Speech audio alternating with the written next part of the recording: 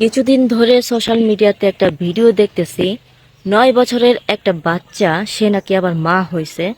সেই বাচ্চাটা বড় ভাই, যে তার ভাই, নিজের ভাই, সে নাকি এই কাজটা করছে। আর এই 9 বছরের মেয়েটা নাকি প্রেগনেন্ট হয়েছে এবং বাচ্চাও জন্ম দিয়েছে।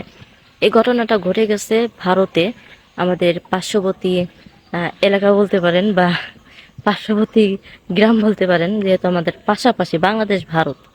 তো যাই হোক, ভারতে নাকি এই ঘটনাটা ঘটে গেছে।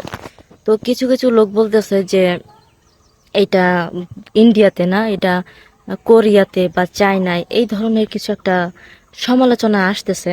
তো সোশ্যাল মিডিয়াতে একটু হলে আর একটু হবে না, এটা তো কোনো কথা না।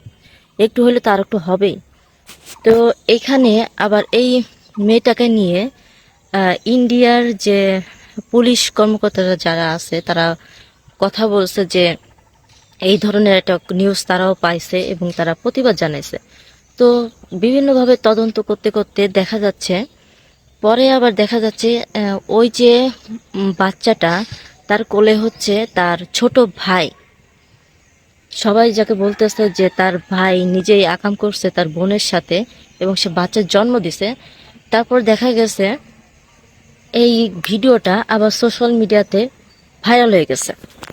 তো ভিডিও যেমন ভাইরাল হয়েছে এবং তার সাথে সাথে ছবিও ভাইরাল হয়েছে, যে তার মায়ের সাথে ছবি তোলা সেই বাচ্চাটা এবং সেই ছোট্ট সেই বাচ্চাটা। তো ওইখানে লেখা আছে যে ওইটা হলো তার ছোট ভাই, সদ্য জন্ম দিছে, সেটা হলো তার ভাই।